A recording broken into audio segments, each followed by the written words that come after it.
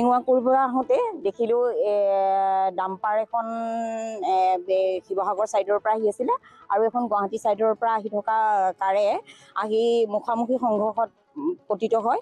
আৰু আমি লগে লগে আহি দেখোঁ যে যিজন মানে চালক আছিলে তেখেতে মালিক বুলি পিছত গম পাইছোঁ। তেখেত এনজিঅ'ৰ্ড হৈছে। আমি ধৰি মেলি আনি বহালোঁ যদিও তেখেত মানে থিতাতে মৃত্যু হৈছে।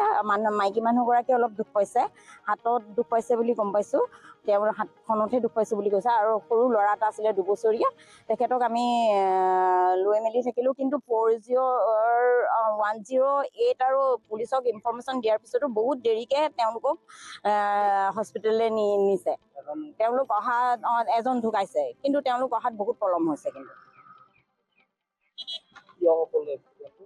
এক্সিডেণ্টটো আমাৰ 4 লাইনৰ গাফিলতি হৈছে। আমাৰ কোনো ছিষ্টেমেটিক হোৱা নাইকিয়া।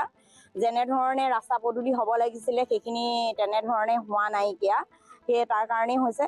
আৰু লগতে মই আপোনালোকৰ চেনেলৰ যোগেদি আৰু এটা অনুৰোধ কৰোঁ, আমাৰ যিটো ড্ৰেইন বনাইছে, ড্ৰেইনৰ কাষত আমাক ছাবৱে এটাৰ লাগে, নহ'লে আমাৰ যিসকল আমাৰ প্ৰাইভেট গাড়ী আছে, প্ৰাইভেট গাড়ীখিনি উলিওৱাত এটা অসুবিধা হৈছে। আৰু যদি সেই ৱেটো নিদিয়ে আমাৰ আৰু এক্সিডেণ্টৰ সন্মুখীন হোৱাৰ চান্স আছে।